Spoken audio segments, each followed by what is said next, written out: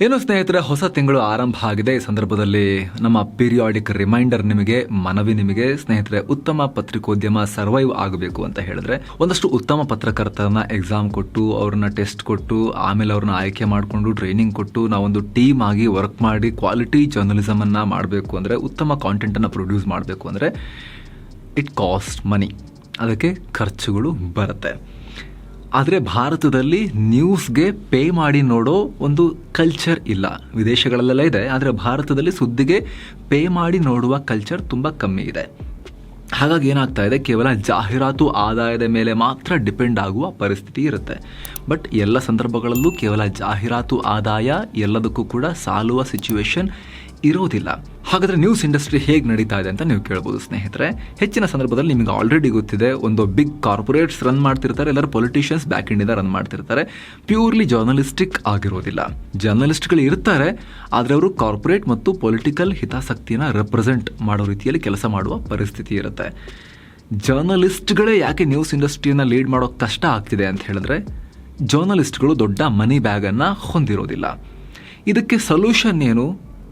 ನ್ಯೂಸ್ಗೆ, ಕ್ವಾಲಿಟಿ ನ್ಯೂಸ್ಗೆ, ಪ್ರೀತಿಯ ವೀಕ್ಷಕರಿಗೆ ಇದು ಕ್ವಾಲಿಟಿ ನ್ಯೂಸ್ ಅಥವಾ ಕ್ವಾಲಿಟಿ ಕಾಂಟೆಂಟ್ ಅಂತ ಅನಿಸಿದರೆ ಅವರು ಅದಕ್ಕೆ ಪೇ ಮಾಡೋಕೆ ಶುರು ಮಾಡಿದಾಗ, ಅದೇ ಕಾರಣಕ್ಕೆ ನಾವು ಗೋಲ್ಡ್ ಮೆಂಬರ್ಶಿಪ್ ಅನ್ನ ಲಾಂಚ್ ಮಾಡಿದ್ದೀವಿ. ವಿಡಿಯೋ ಕೆಳಗಡೆ ಜಾಯಿನ್ ಆಪ್ಷನ್ ಕಾಣುತ್ತೆ, ನಮ್ಮ ಚಾನಲ್ ಹೋಮ್ ಪೇಜ್ಗೆ ಹೋದರೂ ಕಾಣುತ್ತೆ. ಅಲ್ಲಿ ನೀವು ಶಕ್ತಿ ಅನುಸಾರ ಕಾಂಟ್ರಿಬ್ಯೂಟ್ ಮಾಡ್ಬೋದು, ಗೋಲ್ಡ್ ಮೆಂಬರ್ಸ್ ಆಗ್ಬೋದು. ಅದಕ್ಕೊಂದಷ್ಟು ಬೆನಿಫಿಟ್ಸ್ ಕೊಡುವಂಥ ಪ್ರಯತ್ನವನ್ನು ಕೂಡ ನಾವು ಮಾಡ್ತಾ ಇದ್ದೀವಿ. ಕರೆಂಟ್ ಪವರ್ ಹೆಸರಿನ ಕರೆಂಟ್ ಅಫೇರ್ಸ್ ಪ್ರೋಗ್ರಾಮ್ ಸದ್ಯಕ್ಕೆ ಮಂತ್ಲಿ 2 ಬರ್ತಾ ಇದೆ. ಅದು 15 ದಿನಕ್ಕೊಂದ್ಸಲಿ. ಅದು ಕೇವಲ ಮೆಂಬರ್ಸಿಗೆ ಮಾತ್ರ ಸೀಮಿತ ಆಗಿರುತ್ತೆ. ಅದರಿಂದ ಅವರು ತಮ್ಮ ತಿಳುವಳಿಕೆಯ ಮಟ್ಟವನ್ನು ಕಾಲಕ್ಕೆ ಇನ್ನಷ್ಟು ರಿಫೈನ್ ಮಾಡ್ಕೊಳ್ತಾ ಹೋಗ್ಬೋದು, ಪ್ರಮುಖ ಆಗುಹೋಗುಗಳನ್ನು ರಿಕಾಲ್ ಮಾಡ್ಕೊಳ್ತಾ ಹೋಗಬಹುದು. ಅದೊಂದಿರುತ್ತೆ. ಅದು ಬಿಟ್ಟು ನಮ್ಮ ಫ್ರೀ ಸ್ಪೀಚ್ನಂತಹ ಪಾಡ್ಕ್ಯಾಸ್ಟ್ ಸರಣಿ ಅಥವಾ ನಮ್ಮ ಇತಿಹಾಸ ದರ್ಶನದಂತಹ ಸರಣಿ ಎಲ್ಲ ಇರುತ್ತಲ್ಲ, ಅವುಗಳಲ್ಲಿ ಅರ್ಲಿ ಆಕ್ಸೆಸ್ ಕೊಡುವಂತಹ ಪ್ರಯತ್ನವನ್ನು ಕೂಡ ನಾವು ಮಾಡಿದ್ದೀವಿ. ಇತರ ವೀಕ್ಷಕರಿಗಿಂತ 48 ಗಂಟೆಗಳಿಗಿಂತ ಮುಂಚೆನೆ ಅವರು ಆ ಎಪಿಸೋಡ್ಗಳನ್ನು ನೋಡೋಕ್ಕೂ ಕೂಡ ಸಾಧ್ಯ ಆಗುತ್ತೆ. ಹಾಗೆ ಮೆಂಬರ್ಸ್ ಓನ್ಲಿ ಪೋಲ್ಗಳನ್ನು ನಾವು ಮುಂದೆ ಹೋಗ್ತಾ ತಗೊಳ್ತಾ ಹೋಗ್ತೀವಿ. ನಮ್ಮ ಪ್ರೋಗ್ರಾಮ್ಗಳಿಗೆ ಫೀಡ್ಬ್ಯಾಕನ್ನು ತಗೊಳ್ಳೋ ಟೈಮ್ನಲ್ಲಿ ನಾವು ನಮ್ಮ ಈ ಗೋಲ್ಡ್ ಮೆಂಬರ್ಸಿಂದ ಜಾಸ್ತಿ ಅವರ ಫೀಡ್ಬ್ಯಾಕನ್ನು ಕನ್ಸಿಡರ್ ಮಾಡ್ತೀವಿ.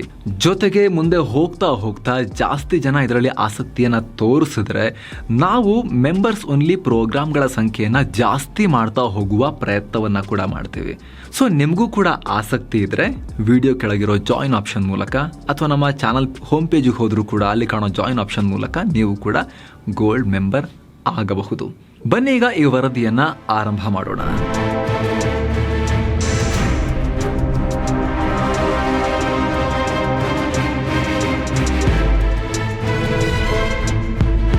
ದಕ್ಷಿಣ ಭಾರತ ಸ್ವತಂತ್ರ ದೇಶ ಆಗಬಹುದಾ? ಭಾರತದಿಂದ ದಕ್ಷಿಣ ಭಾರತ ಹೊರಗೆ ಹೋಗಬಹುದಾ? ಇದಕ್ಕೆ ಸಂವಿಧಾನದಲ್ಲಿ ಅವಕಾಶ ಇದೆಯಾ? ಕರ್ನಾಟಕ ಕಾಂಗ್ರೆಸ್ ಸಂಸದ ಸಿದ್ದರಾಮಯ್ಯ ಆದಮೇಲೆ ನಾನೇ CM ಅಂತ ಹೇಳ್ಕೊಳ್ತಿರೋ DK ಶಿವಕುಮಾರ್ರ ತಮ್ಮ DK ಸುರೇಶ್ ಪ್ರತ್ಯೇಕ ರಾಷ್ಟ್ರದ ಕೂಗೆತ್ತಿ ಇಂಥದ್ದೊಂದು ಕಿಡಿಯಲ್ಲ, ಇದು ಬೆಂಕಿನೇ ಹಾಕಿದ್ದಾರೆ.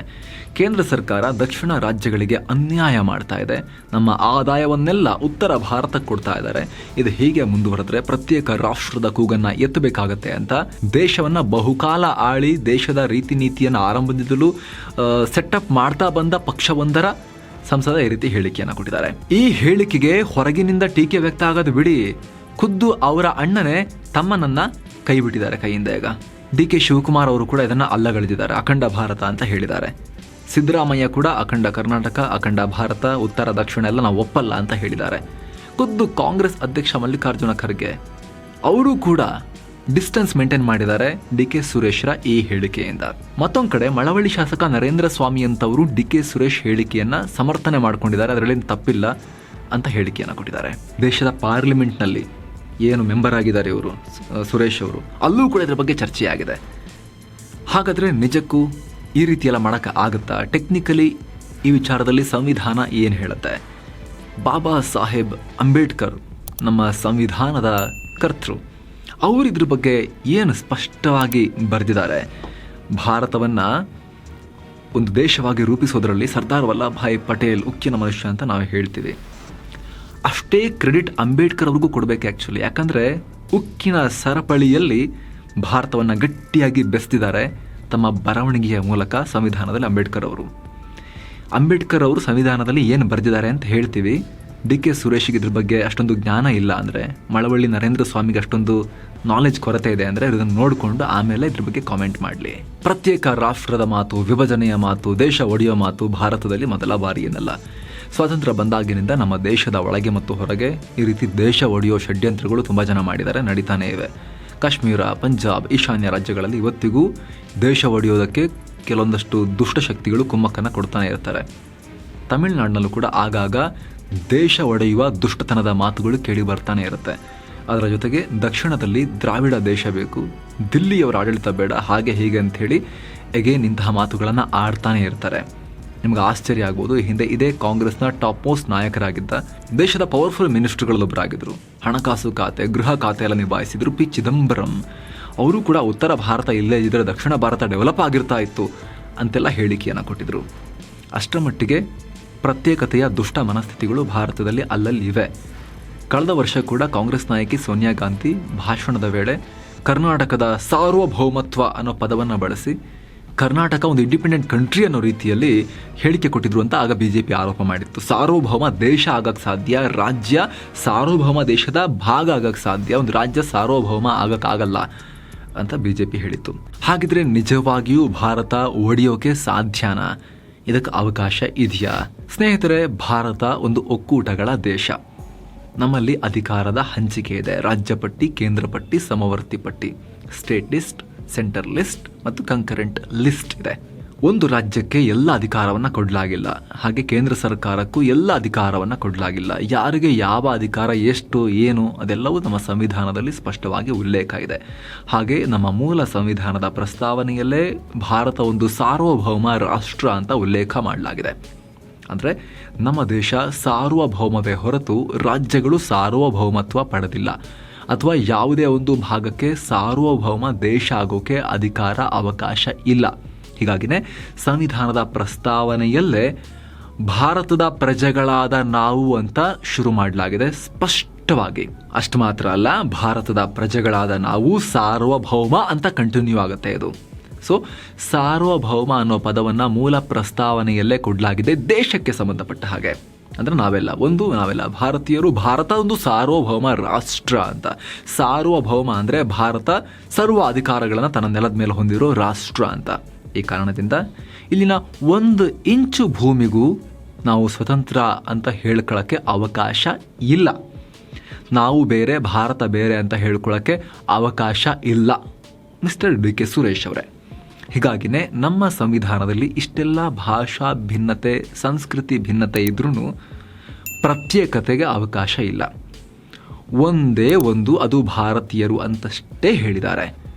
ಅದೇ ಅಮೆರಿಕದಲ್ಲಿ ಒಂದೊಂದು ರಾಜ್ಯಕ್ಕೂ ಒಂದೊಂದು ಐಡೆಂಟಿಟಿ ಇದೆ. ನಮ್ಮಲ್ಲಿ ಆ ರೀತಿ ಇಲ್ಲ, ನಾವು ಒಂದೇ ಭಾರತೀಯರು ಅಷ್ಟೇ ಅನ್ನೋದನ್ನು ಕ್ಲಿಯರ್ ಆಗಿ ಮೆನ್ಷನ್ ಮಾಡಲಾಗಿದೆ. ಪ್ರತ್ಯೇಕತೆ ಬಗ್ಗೆ ಅಂಬೇಡ್ಕರ್ ಮಾತು. ಸಂವಿಧಾನ ಬರೆದ ಬಾಬಾ ಸಾಹೇಬ್ ಅಂಬೇಡ್ಕರ್ ಕೂಡ ಸಂವಿಧಾನ ರಚನಾ ಸಭೆ ವೇಳೆ ಮಾತಾಡ್ತಾ ಈ ಪ್ರತ್ಯೇಕತೆಯ ಕುರಿತು ಇಂಪಾರ್ಟೆಂಟ್ ಸಾಲುಗಳನ್ನು ಹೇಳಿದ್ದಾರೆ. ಈ ಸದನದಲ್ಲಿರುವ ಯಾವುದೇ ವ್ಯಕ್ತಿ ಈ ಸಂವಿಧಾನದಲ್ಲಿ ಬ್ರಿಟಿಷ್ ಸಂಸತ್ತಿನ ಸಾರ್ವಭೌಮತ್ವದಿಂದ ಪಡೆದ ಯಾವುದೇ ವಿಚಾರ ಇರಬೇಕು ಅಂತ ಬಯಸೋದಿಲ್ಲ. ವಾಸ್ತವವಾಗಿ ನಾವು ಬ್ರಿಟಿಷ್ ಸಾರ್ವಭೌಮತ್ವದ ಪ್ರತಿಯೊಂದು ಕುರುಹುಗಳನ್ನು ಅಳಿಸೋಕೆ ಬಯಸ್ತೀವಿ. ಈ ಸಂವಿಧಾನ ತನ್ನ ಬೇರು, ಅಧಿಕಾರ, ಸಾರ್ವಭೌಮತ್ವವನ್ನು ಜನರಿಂದ ಪಡೆಯಬೇಕು ಅಂತ ಹೇಳ್ತಾರೆ. ಜೊತೆಗೆ ಭಾರತ ಅನ್ನೋದು ಒಂದು ದೇಶ, ಅದು ಪರಮಾಧಿಕಾರ ಹೊಂದಿದೆ ಅಂತ ಅಂಬೇಡ್ಕರ್ ಕ್ಲಿಯರ್ ಆಗಿ ಹೇಳ್ತಾರೆ ಡಿ ಕೆ ಸುರೇಶ್ ಅವರೇ. ಜೊತೆಗೆ ನವೆಂಬರ್ 4, 1948ರಲ್ಲಿ ಸಂವಿಧಾನ ರಚನಾ ಸಭೆಯ ಕರಡು ಸಮಿತಿಯ ಮುಂದೆ ಒಂದು ಪ್ರಶ್ನೆ ರೈಸ್ ಆಗುತ್ತೆ. ಭಾರತ ಯಾಕೆ ಯೂನಿಯನ್ ಆಗಿದೆ, ಫೆಡರೇಷನ್ ಆಫ್ ಸ್ಟೇಟ್ಸ್ ಅಲ್ಲ ಅಂತ ಪ್ರಶ್ನೆ ಕೇಳಲಾಗುತ್ತೆ. ಅದಕ್ಕೆ ಕರಡು ಸಮಿತಿಯ ಅಧ್ಯಕ್ಷರಾಗಿದ್ದ ಅಂಬೇಡ್ಕರ್ ಅವರು ಹೇಳ್ತಾರೆ, ಡಿ ಕೆ ಸುರೇಶ್ ಅವರೇ ಕೇಳಿ, ನಮ್ಮಲ್ಲಿ ಒಕ್ಕೂಟ ವ್ಯವಸ್ಥೆ ಇದೆ ನಿಜ. ಡಿ ಕೆ ಸುರೇಶ್ ಅವರೇ ಕೇಳಿ, ಅಂಬೇಡ್ಕರ್ ಅವರ ಶಬ್ದಗಳು, ನಮ್ಮಲ್ಲಿ ಒಕ್ಕೂಟ ವ್ಯವಸ್ಥೆ ಇದೆ ನಿಜ, ಆದರೆ ಆ ಒಕ್ಕೂಟ ವ್ಯವಸ್ಥೆ ಏನಿದೆ ಅದು ರಾಜ್ಯಗಳು ಒಪ್ಪಂದಕ್ಕೆ ಸೈನ್ ಹಾಕಿದ ಫಲ ಅಲ್ಲ. ರಾಜ್ಯಗಳು ಸೈನ್ ಹಾಕಿದ್ದಾರೆ ಅನ್ನೋ ಕಾರಣಕ್ಕೆ ಒಕ್ಕೂಟ ಅಲ್ಲ ಅದು. ರಾಜ್ಯಗಳು ನಾವು ಒಕ್ಕೂಟಕ್ಕೆ ಜಾಯಿನ್ ಆಗ್ತೀವಿ ಅಂತ ಸೈನ್ ಹಾಕಿದ ಮಾತ್ರಕ್ಕೆ ನಮ್ಮದು ಒಕ್ಕೂಟ ಆಗಲಿಲ್ಲ. ನಮ್ಮ ಇಡೀ ದೇಶನೇ ಒಕ್ಕೂಟ. ಹೀಗಾಗಿ ರಾಜ್ಯಗಳು ಸೈನ್ ಹಾಕಿದವೆ. ದೇಶ ಒಂದು, ಇದು ಒಂದು ಕಂಟ್ರಿ, ದೇಶನೇ ಒಕ್ಕೂಟ ಇದು, ಹಾಗಾಗಿ ಸೈನ್ ಹಾಕಿದ್ದಾರೆ. ಬೇರೆ ಆಗೋದಕ್ಕೆ ಅವಕಾಶ ಇಲ್ಲ ಅಂತ ಕಡ್ಡಿ ತುಂಡು ಮಾಡದಂತೆ, ಕಿವಿ ಕೇಳದಿರೋರಿಗೆ ಕಿವಿ ಕಡ್ಡಿ ಹಾಕಿ ಅಲ್ಲಾಡಿಸಿ ಹೇಳದಂತೆ ಸ್ಪಷ್ಟವಾಗಿ ಅಂಬೇಡ್ಕರ್ ಅವರು ಹೇಳಿದ್ದಾರೆ. ಇದನ್ನು ಸುಲಭವಾಗಿ ಹೇಳೋದಾದರೆ, ಡಿ ಕೆ ಸುರೇಶ್ ಅವರೇ, ಬಿಡಿಸಿ ಸುಲಭವಾಗಿ ಹೇಳೋದಾದರೆ, ಭಾರತ ಒಂದು ಒಕ್ಕೂಟಗಳ ದೇಶ. ಅಮೆರಿಕದ ರೀತಿ ಯೂನಿಯನ್ ಆಫ್ ಸ್ಟೇಟ್ಸ್ ಅಲ್ಲ. ಅಮೆರಿಕದಲ್ಲಿ ಒಂದು ರಾಜ್ಯ ಯೂನಿಯನ್ನಿಂದ ಹೊರ ಹೋಗೋಕ್ಕೂ ಅವಕಾಶ ಇಲ್ಲ. ಆ ರಾಜ್ಯ ತನ್ನಲ್ಲೇ ಭಾಗ ಆಗೋಕ್ಕೂ ಅವಕಾಶ ಇಲ್ಲ. ಅಂದರೆ ಅಮೆರಿಕದ ಒಳಗಿನ ಭೂಪಟ, ಹೊರಗಿನ ಭೂಪಟ ಚೇಂಜ್ ಆಗೋಕ್ಕೆ ಅವರ ಸಂವಿಧಾನದಲ್ಲಿ ಅವಕಾಶ ಇಲ್ಲ. ಆದರೆ ನಮ್ಮಲ್ಲಿ ರಾಜ್ಯಗಳನ್ನು ಭಾಗ ಮಾಡ್ಬೋದು, ಒಳಗಿನ ಭೂಪಟವನ್ನು ಚೇಂಜ್ ಮಾಡ್ಬೋದು. ಆದರೆ ಹೊರಗಿನ ಬಾಹ್ಯ ಭೂಪಟವನ್ನು, ದೇಶದ ಭೂಪಟವನ್ನು, ಒಂದು ಕಂಟ್ರಿಯ ಮ್ಯಾಪನ್ನು, ಅಂತಾರಾಷ್ಟ್ರೀಯ ಗಡಿಯನ್ನು ಚೇಂಜ್ ಮಾಡೋಕ್ಕಿಲ್ಲ, ಆಗಲ್ಲ, ಮಾಡೋ ಹಾಗಿಲ್ಲ. ಯಾವುದೇ ರಾಜ್ಯ ದೇಶದ ಭಾಗ ಅಲ್ಲ ಅಂತ ಮ್ಯಾಪಲ್ಲಿ ಪ್ರತ್ಯೇಕ ಆಗೋಕ್ಕೆ ಅವಕಾಶ ಇಲ್ಲ. ಸಂವಿಧಾನದಲ್ಲೇ ಬರೆದಿರೋ ಪ್ರಕಾರ ನಮ್ಮಲ್ಲಿ ಒಂದು ರಾಜ್ಯವನ್ನು ಕೇಂದ್ರ ಸರ್ಕಾರ ಮನಸ್ಸು ಮಾಡಿದ್ರೆ ಎಷ್ಟು ಬೇಕೋ ಅಷ್ಟು ಡಿವೈಡ್ ಮಾಡಬಹುದು, ಅಥವಾ ಒಂದು ಪ್ರದೇಶವನ್ನು ಎಷ್ಟು ಬೇಕೋ ಅಷ್ಟು ವಿಕೇಂದ್ರೀಕರಣ ಮಾಡಿ ಆಡಳಿತಕ್ಕೆ ಒಳಪಡಿಸಬಹುದು. ಆದರೆ ಒಕ್ಕೂಟದಿಂದ, ದೇಶದಿಂದ ಪ್ರತ್ಯೇಕ ಆಗೋಕ್ಕೆ ಕ್ಲಿಯರ್ ಆಗಿ ಹೇಳ್ತಾ ಇದ್ದೀವಿ, ಅವಕಾಶ ಸಂವಿಧಾನದಲ್ಲಿ ಇಲ್ಲ. ಶಾಂತಿಯಿಂದಲೂ ಹೊರ ಹೋಗುವಂತಿಲ್ಲ. ಎಸ್, ರಾಜ್ಯಗಳು ಅಥವಾ ಸ್ವತಂತ್ರಗೊಳ್ಳಬೇಕು ಅನ್ನೋ ಯಾವುದೇ ಭೂಭಾಗ ಕೇಂದ್ರ ಸರ್ಕಾರದ ವಿರುದ್ಧ ತೊಡೆತಟ್ಟಿ ಹೊರಗೆ ಹೋಗೋಕ್ಕಾಗಲ್ಲ. ಆದರೆ ಶಾಂತಿಯುತವಾಗಿ ನಾವು ಮಾಡ್ತೀವಿ, ಇಲ್ಲ, ಅದಕ್ಕೂ ಅವಕಾಶ ಇಲ್ಲ. ಒಂದು ರಾಜ್ಯ ಅಥವಾ ಭೂಭಾಗದಲ್ಲಿ ಆಡಳಿತ ಮಾಡ್ತಿರೋ ಮುಖ್ಯಸ್ಥರು, ಕೇಂದ್ರ ಸರ್ಕಾರ ಇಬ್ಬರು ಮಾತಾಡಿಕೊಂಡು ಒಕ್ಕೂಟದಿಂದ ಹೊರಗೆ ಹೋಗ್ಬೋದಾ? ಅಂದರೆ ಒಂದು ರಾಜ್ಯದ ಲೀಡರ್ಶಿಪ್ಪು, ಕೇಂದ್ರದ ಲೀಡರ್ಶಿಪ್ಪು, ಕೇಂದ್ರ ರಾಜ್ಯ ಸರ್ಕಾರಗಳು ಮಾತಾಡ್ಕೊಂಡು ಸಮಸ್ಯೆ ಆಗ್ತಿದೆಯಲ್ಲ, ಸರಿ ಬೇರೆ ಆಗ್ಬೇಡೋಣ, ಅಪ್ಪನ ಆಸ್ತಿ ಪಾಲು ಮಾಡ್ಕೊಂಬೇಡೋಣ, ಅವಕಾಶ ಇಲ್ಲ. ಕೇಂದ್ರ ಸರ್ಕಾರ ಹಂಗೆ ಮಾಡಿದ್ರೂ ದೇಶ ವಿರೋಧಿ ಆಗ್ತಾರೆ, ಸಂವಿಧಾನ ವಿರೋಧಿ ಆಗ್ತಾರೆ, ಅದು ತನ್ನ ಲೆಜಿಟಿಮಸಿನ ಕಳ್ಕೊಳ್ಳುತ್ತೆ, ರಾಜ್ಯ ಮಾಡೋಕ್ಕೂ ಆಗೋದಿಲ್ಲ, ಯಾರಿಗೂ ಆಗಲ್ಲ. ಖುದ್ದು ಕೇಂದ್ರ ಸರ್ಕಾರ ಮನಸ್ಸು ಮಾಡಿದ್ರೂ ಮಾಡೋಕ್ಕೆ ಬರೋದಿಲ್ಲ, ಸಂವಿಧಾನ ಅವರಿಗೆ ಬಿಡೋದಿಲ್ಲ. ಯಾವುದೇ ರೀತಿಯಲ್ಲೂ, ಯಾವುದೇ ಸಂದರ್ಭದಲ್ಲೂ ದೇಶವನ್ನು ವಿಭಜಿಸೋಕೆ ಸಂವಿಧಾನದಲ್ಲಿ ಅವಕಾಶನೇ ಇಲ್ಲ. ಅದಕ್ಕೆ ಹೇಳೋದು ನಾವು, ಅಂಬೇಡ್ಕರ್ ಅವರು ಉಕ್ಕಿನ ಸರಪಳಿಯಲ್ಲಿ ದೇಶವನ್ನು ಚೆನ್ನಾಗಿ ಹೆಣೆದುಕೊಟ್ಟು ಹೋಗಿದ್ದಾರೆ ಅಂಥೇಳಿ. ಕೇಂದ್ರ ಸರ್ಕಾರಕ್ಕೆ ಸಂವಿಧಾನದಲ್ಲಿ ಹೆಚ್ಚಿನ ಪವರ್ ಕೊಡಲಾಗಿದೆ. ಇದೇ ಕಾರಣಕ್ಕೆ ಯಾವುದೇ ರಾಜ್ಯ ಒಕ್ಕೂಟದಿಂದ ಹೊರಗೆ ಹೋಗ್ತೀನಿ ಅಂದರೆ ಅದನ್ನು ಸರ್ವ ರೀತಿಯಲ್ಲಿ, ಯಾವುದೇ ರೀತಿಯಲ್ಲಿ ನಿಯಂತ್ರಣ ಮಾಡೋ ಶಕ್ತಿಯನ್ನು ಕೇಂದ್ರ ಸರ್ಕಾರಕ್ಕೆ ಕೊಡಲಾಗಿದೆ. ಅದಕ್ಕೆ ನಮ್ಮಲ್ಲಿ ಬಲಿಷ್ಠ ಕೇಂದ್ರ ಸರ್ಕಾರದ ಕಾನ್ಸೆಪ್ಟ್ ಇದೆ. ರಕ್ಷಣಾ ಪಡೆಗಳು ಸಂಪೂರ್ಣವಾಗಿ ಕೇಂದ್ರ ಸರ್ಕಾರದ ಕೈಯಲ್ಲಿವೆ.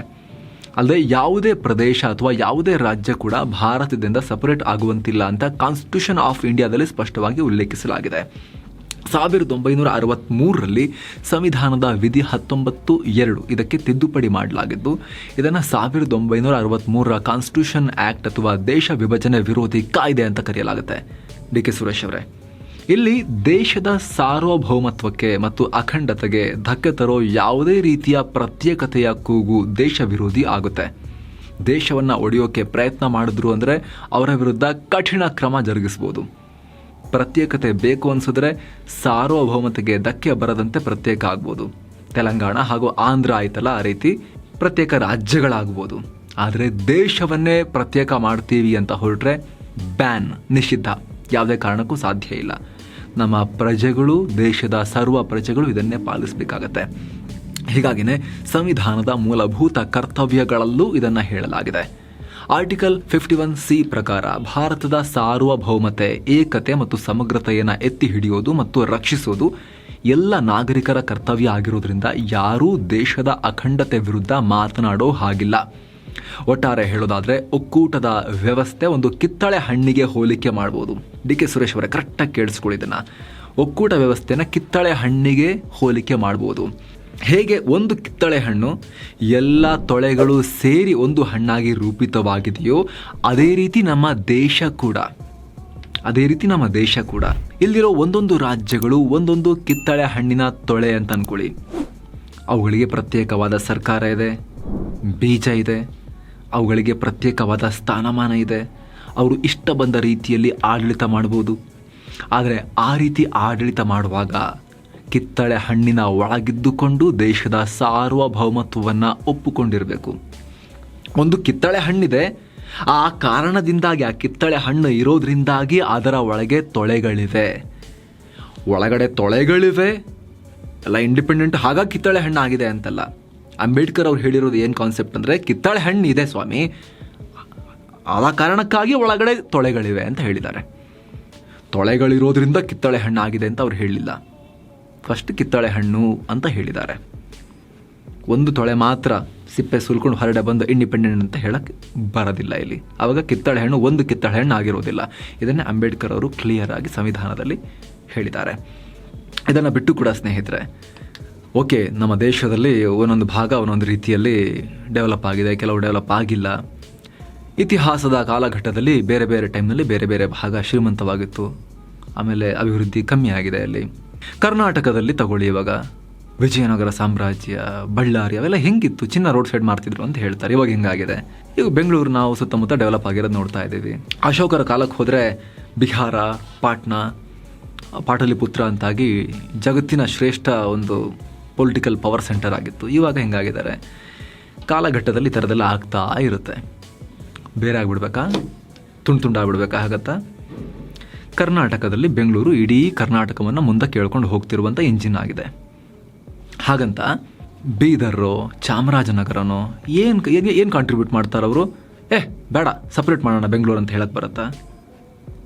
ಈಗ ದೇಶ ಹೇಗೆ ಒಂದು ಅಡ್ಮಿನಿಸ್ಟ್ರೇಟಿವ್ ಯೂನಿಟ್, ರಾಜ್ಯನೂ ಒಂದು ಅಡ್ಮಿನಿಸ್ಟ್ರೇಟಿವ್ ಯೂನಿಟ್, ಹಾಗೆ ಜಿಲ್ಲೆಗಳು ಕೂಡ ಅಡ್ಮಿನಿಸ್ಟ್ರೇಟಿವ್ ಯೂನಿಟ್ಸ್ ಅಲ್ವಾ? ಪ್ರಾದೇಶಿಕತೆ ಮೈಂಡ್ ಸೆಟ್ಟಿಗೆ ಹೊಕ್ಕೊಂಡ್ಬಿಟ್ರೆ ತಲೆಗೆ, ಅದನ್ನು ಎಲ್ಲಿ ತಾಲೂಕು ಮಟ್ಟಕ್ಕೂ ತೊಗೊಂಡು ಹೋಗ್ಬೋದು. ಆಮೇಲೆ 4 ಮನೆಗೆ ಒಂದೊಂದು ಬೌಂಡ್ರಿ ಹಾಕೋಬೋದು, ಆಮೇಲೆ ಮನೆಗೊಂದು ಬೌಂಡ್ರಿ ಹಾಕೋಬೋದು, ಆಮೇಲೆ ರೂಮಿಗೂ ಬೌಂಡ್ರಿ ಹಾಕೋಬೋದು. ಆ ಥರದ ಮೈಂಡ್ ಸೆಟ್ ಅದು. ಫ್ಯಾಮಿಲಿಯಲ್ಲೂ ಕೂಡ ವೀಕ್ ಕೆಲವರು ಇರ್ತಾರೆ. ಅವ್ರಿಗೆ ನಾವೇನು ಮಾಡ್ತೀವಿ, ತುಂಬ ವೀಕ್ ಇದ್ದೀವಿ ಕೂಡ, ಸ್ವಲ್ಪ ಜಾಸ್ತಿ ತಿನ್ನು ಮಾರೆ, ಗಟ್ಟಿಮುಟ್ಟಾಗು, ಅಥವಾ ಚೆನ್ನಾಗಿ ಮೆಡಿಸಿನ್ ತಗೊಂಬರೈತಿ ಅಂತ ಹೇಳೋದಿಲ್ವಾ? ಅವರಿಗೆ ಮಲ್ಟಿವಿಟಮಿನ್ ಕೊಡೋದು, ಡಾಕ್ಟ್ರ್ ಹತ್ರ ಹೋದಾಗ ಅವರಿಗೆ ಟಾನಿಕ್ ಕೊಡೋದು ಎಲ್ಲ ಮಾಡಿ ಅವ್ರನ್ನ ಮಾಡೋದಿಲ್ವಾ? ಎಲ್ಲರಿಗೂ ಟಾನಿಕ್ ಕೊಡ್ತಾರಾ? ಮನೆ ಎಲ್ಲ ಸದಸ್ಯರಿಗೂ? ಸ್ವಲ್ಪ ಕಾಮನ್ ಸೆನ್ಸನ್ನು ಹೊಂದಬೇಕು ನಾವು ಏನು ಒಂದು ದೇಶ ಆಗಿದ್ದೀವಿ ಅಲ್ವಾ? ಅದನ್ನು ಒಡೆಯೋ ಮಾತಾಡಬೇಕು ನಾವು. ಇರೋ ಸಮಸ್ಯೆ ಸಾಕಾಗ್ತಿಲ್ವ ನಮಗೆ? ಸಿಂಪಲ್ ಎಕ್ಸಾಂಪಲ್, ಒಂದು ಮನೆಯಲ್ಲಿ 5 ಜನ ಇದ್ದಾರೆ ಅಂದರೆ, ಯಾರೋ ಒಬ್ಬರು ದುರ್ಬಲರಿದ್ದಾರೆ, ಹುಷಾರಿಲ್ಲ ಅಂದರೆ ಅವ್ರನ್ನ ಸಾಯಕ್ಕೆ ಬಿಡ್ತೀರಾ? ದುಡಿತಿರೋ ವ್ಯಕ್ತಿಗಳು ಹೋಗಿ ಅವ್ರನ್ನ ಆಸ್ಪತ್ರೆಗೆ ಕರ್ಕೊಂಡೋಗಿ ಟ್ರೀಟ್ಮೆಂಟ್ ಕೊಡಿಸ್ತಿರ್ತಾನೆ. ನೀನೇನು ಕಾಂಟ್ರಿಬ್ಯೂಟ್ ಮಾಡ್ತೀಯಪ್ಪ, ಸತ್ತೋಗಿ ನೀನು ಅಂತ ಬಿಡೋಕ್ಕಾಗತ್ತಾ? ಅವ್ರಿಗೆ ಟಾನಿಕ್ ಕೊಡೋದಿಲ್ವಾ? ಅವ್ರಿಗೆ ಮೆಡಿಸಿನ್ ಕೊಡೋದಿಲ್ವಾ? ಅವ್ರನ್ನ ಉಳಿದ ಗಟ್ಟಿಮುಟ್ಟಾಗಿರೋ ಸದಸ್ಯರು ಸಾಕಿ ಅವ್ರನ್ನ ರಿಪೇರಿ ಮಾಡೋಕ್ಕೆ ಟ್ರೈ ಮಾಡೋದಿಲ್ವಾ? ಅಲ್ವಾ? ಕೆಲವರು ಹುಷಾರಿರ್ತಾರೆ ಬಟ್ ವೀಕ್ ಇರ್ತಾರೆ, ಸರಿ ಇರೋದಿಲ್ಲ, ಅವರಿಗೆ ಎಕ್ಸ್ಟ್ರಾ ನ್ಯೂಟ್ರಿಷನ್ ಕೊಡೋದಿಲ್ವಾ? ಕರ್ನಾಟಕದಲ್ಲೂ ಕೂಡ ಹಿಂದುಳಿದಿರೋ ಜಿಲ್ಲೆಗಳು ಜಾಸ್ತಿ ಕಾಂಟ್ರಿಬ್ಯೂಟ್ ಮಾಡ್ತಾ ಇಲ್ಲ ಅಂದರೂ ಕೂಡ, ಮುಂದುವರೆದಿರೋ ಜಿಲ್ಲೆಗಳು ಜಾಸ್ತಿ ಕಾಂಟ್ರಿಬ್ಯೂಟ್ ಮಾಡ್ತಾ ಇದ್ರು ಕೂಡ ಆ ಹಿಂದುಳಿದಿರೋ ಜಿಲ್ಲೆಗಳಿಗೆ ಅನುದಾನ ಹೋಗ್ತಾ ಇಲ್ವಾ? ಹಾಗಂತ ಬಿಟ್ಬಿಡ್ಬೇಕಾ ಅವ್ರನ್ನ? ಅಲ್ಲೇ ಇದ್ಬಿಡಿ ನೀವು ಆ ಜಿಲ್ಲೆಗಳು ಏನು ಕಾಂಟ್ರಿಬ್ಯೂಟ್ ಮಾಡ್ತಾ ಇದ್ದೀರಾ ಅಂಥೇಳಿ. ಅಲ್ಲೇನು ಡೆವಲಪ್ ಮಾಡೋಂಗಿಲ್ಲ, ಶಾಲೆ ಮಾಡೋಂಗಿಲ್ಲ, ಆಸ್ಪತ್ರೆ ಮಾಡೋಂಗಿಲ್ಲ, ರೋಡ್ ಮಾಡೋಂಗಿಲ್ಲ, ಕಾಂಟ್ರಿಬ್ಯೂಟ್ ಮಾಡ್ತಿಲ್ಲ ಅಂಥೇಳಿ ಮಾಡೋಕ್ಕಾಗತ್ತಾ? ಬೆಂಗಳೂರು ಒಂದೇ ಇಷ್ಟು ಕೊಡುಗೆ ಕೊಡ್ತಿದ್ದ, ಬರೀ ಬೆಂಗಳೂರು ಮಾತ್ರ ಡೆವಲಪ್ ಮಾಡೋಕ್ಕಾಗತ್ತಾ? ಹಾಗೆ ದೇಶ ಅಂತ ಮಾಡ್ಕೊಂಡಿದ್ದೀವಲ್ಲ, ನಮ್ಮೊಂದು ದೇಶ ಅಲ್ವಾ ಸ್ವಾಮಿ? ಇಲ್ಲಿ ಮುಂದುವರೆದಿರೋ ರಾಜ್ಯಗಳಿರ್ತವೆ, ಹಿಂದುಳಿದಿರೋ ರಾಜ್ಯಗಳಿರ್ತವೆ. ಎಲ್ಲರನ್ನೂ ಒಟ್ಟಿಗೆ ನಾವು ಮುಂದುವರೆದಿರೋರು ಇನ್ನಷ್ಟು ಸ್ಟ್ರಾಂಗಾಗಿ ಮುಂದುವರಿಯೋಕ್ಕೆ ಹೋಗಬೇಕು. ಹಿಂದುಳಿದವ್ರನ್ನ ಜೊತೆಗೆ ನಾವು ಕರ್ಕೊಂಡು ಹೋಗಿ ನಾವು ಪ್ರಯತ್ನ ಪಡ್ತಾ ಹೋಗಬೇಕಲ್ವಾ? ಈ ಬೇಸಿಕ್ ಕಾಮನ್ ಸೆನ್ಸನ್ನು ದೇಶದ ಪ್ರತಿಯೊಬ್ಬ ನಾಗರಿಕರು ಕೂಡ ಅರ್ಥ ಮಾಡ್ಕೋಬೇಕು. ಈ ವಿಚಾರದಲ್ಲಿ ತೀರಾ ಹೌದಾ ಹಿಂಗೆ ಯೋಚನೆ ಮಾಡೋದೇನಿಲ್ಲ. ಇದು ವೆರಿ ಕ್ಲಿಯರ್ ಆಗಿರೋ ವಿಚಾರ. ಇದು ಒಂದು ದೇಶ ಆಗಿದೆ. ಎಷ್ಟಾಗುತ್ತಷ್ಟು ಬ್ರಾಡ್ ಆಗ್ತಾ ಹೋಗಬೇಕು, ವಿಶ್ವ ಮಾನವರಾಗ್ತಾ ಹೋಗಬೇಕು ಅಂತ ನೋಡಿದ್ರೆ ಲೋಕಲ್ ಆಗ್ತಾ ನಾವು ಇನ್ಮೇಲೆ ಮನೆಗೊಂದೊಂದು ದೇಶ ಮಾಡ್ಕೊಳ್ಳೋ ದಿನಗಳು ಬಂದರೂ ಬರ್ಬೋದು. ಈ ರೀತಿ ಆಗ್ತಾ ಹೋದರೆ ನಾವು ಕನ್ನಡಿಗರು ಜೈ ಭಾರತ ಜನನಿಯ ತನುಜಾತೆ ಅಂತ ನಾಡಗೀತೆಯನ್ನು ನಾವು ಹಾಡೋರು. ಜೈ ಭಾರತ ಜನನಿಯ ತನುಜಾತೆ ಅಂತ ನಾವು ಹೇಳ್ತೀವಿ. ಹಾಗಿರ್ಬೇಕಾದ್ರೆ ದೇಶದ ಒಂದು ಇಂಪಾರ್ಟೆಂಟ್ ರಾಜ್ಯ ಇನ್ನಷ್ಟು ಪ್ರಗತಿಯನ್ನು ಸಾಧಿಸಿ ನಂಬರ್ 1 ಆಗ್ತೀವಿ, ಟಾಪ್ಗೆ ಹೋಗ್ತೀವಿ. ಬೇರೆಯವ್ರಿಗೂ ಕೂಡ ನಾವು ಉದ್ಧಾರ ಆಗಲಿಕ್ಕೆ ಪ್ರಭಾವ ಬೀರುವಷ್ಟು ಶಕ್ತಿಶಾಲಿ ಆಗ್ತೀವಿ ಅನ್ನೋ ಆ್ಯಟಿಟ್ಯೂಡ್ ನಮ್ದು ಇರಬೇಕೆ ಹೊರತು ಒಡೆಯೋರು ನಾವಾಗ್ತೀವಿ ಅನ್ನೋ ಒಂದು ಕುತ್ಸಿತ ಮನೋಭಾವನ ನಾವು ಹೊಂದಿರಬಾರ್ದು ಅನ್ನೋದು ನಮ್ಮ ಸ್ಪಷ್ಟವಾದ ನಿಲುವು. Thank you so much. ಮತ್ತೆ ಭೇಟಿ ಆಗ್ತಿರೋಣ. ನಮಸ್ತೆ ಸ್ನೇಹಿತರೆ. ಶುರುವಾಗಿದೆ ಗೋಲ್ಡ್ ಮೆಂಬರ್ಶಿಪ್ ಪ್ರೋಗ್ರಾಮ್. ಏನಿರುತ್ತೆ ಇದರಲ್ಲಿ? ನಿಮ್ಮ ಬುದ್ಧಿಶಕ್ತಿ ತಿಳುವಳಿಕೆ ಹೆಚ್ಚಿಸೋ ಕರೆಂಟ್ ಪವರ್ ಹೆಸರಿನ ವಿಶೇಷ ಕರೆಂಟ್ ಅಫೇರ್ಸ್ ಪ್ರೋಗ್ರಾಮ್ ಗೋಲ್ಡ್ ಮೆಂಬರ್ಸ್ಗೆ ಮಾತ್ರ ಆಕ್ಸೆಸ್ ಇರುತ್ತೆ. ಜೊತೆಗೆ ಇತಿಹಾಸ ದರ್ಶನ ಹಾಗೂ ಆಯ್ದ ಫ್ರೀ ಸ್ಪೀಚ್ ಎಪಿಸೋಡ್ಗಳಿಗೆ ಅರ್ಲಿ ಆಕ್ಸೆಸ್ ಸಿಗುತ್ತೆ. ಅಂದ್ರೆ ನೀವು ಬೇರೆಯವರಿಗಿಂತ ಒಂದಿನ ಮೊದಲೇ ಈ ವಿಡಿಯೋಸ್ ನೋಡ್ಬೋದು. ಮೆಂಬರ್ಸ್ ಓನ್ಲಿ ಪೋಲ್ಗಳಲ್ಲಿ ನಿಮ್ಮ ಒಪಿನಿಯನ್, ಅಭಿಪ್ರಾಯಗಳನ್ನ ಹೇಳ್ಬೋದು. ಜೊತೆಗೆ ನೀವು ನಮ್ಮ ಗೋಲ್ಡ್ ಮೆಂಬರ್ಸ್ ಆಗಿರೋ ಕಾರಣ ನಮ್ಮ ಪ್ರೋಗ್ರಾಮ್ಗಳಿಗೆ ಸಂಬಂಧಪಟ್ಟ ಹಾಗೆ ಕಾಲ ಕಾಲಕ್ಕೆ ನಿಮ್ಮ ಸಲಹೆ ಪಡಿತಾ ಇರ್ತೀವಿ. ಹಾಗೆ ಕಾಮೆಂಟ್ ಸೆಕ್ಷನ್ ನಲ್ಲಿ ನಿಮ್ಮ ಕಾಮೆಂಟ್ಸ್ ಹೈಲೈಟ್ ಆಗುತ್ತೆ. ನಿಮ್ಮ ಹೆಸರಿನ ಮುಂದೆ ಮೆಂಬರ್ಶಿಪ್ ಬ್ಯಾಡ್ಜ್ ಬರುತ್ತೆ. ಎಲ್ಲಕ್ಕಿಂತ ಹೆಚ್ಚಾಗಿ ಸ್ವತಂತ್ರ ಪತ್ರಿಕೋದ್ಯಮಕ್ಕೆ ನಿಮ್ಮ ಬೆಂಬಲ ಕೊಟ್ಟ ಹಾಗಾಗತ್ತೆ. ನೀವು ಗೋಲ್ಡ್ ಮೆಂಬರ್ ಆಗಬೇಕು ಅಂದ್ರೆ, ಈ ವಿಶೇಷ ಸಂಬಂಧವನ್ನ ಹೊಂದಬೇಕು ಅಂದ್ರೆ ಏನ್ ಮಾಡಬೇಕು? ಮಸ್ತ್ ಮಗ ಯೂಟ್ಯೂಬ್ ಚಾನೆಲ್ ನಲ್ಲಿ ಜಾಯಿನ್ ಬಟನ್ ಒತ್ತಬೇಕು. ತಿಂಗಳಿಗೆ ಬರೀ 159 ರೂಪಾಯಿಗೆ ನೀವು ಮಸ್ತ್ ಮಗಾದ ವಿಶೇಷ ವೀಕ್ಷಕರಾಗ್ಬೋದು, ಗೋಲ್ಡ್ ಮೆಂಬರ್ ಆಗ್ಬೋದು.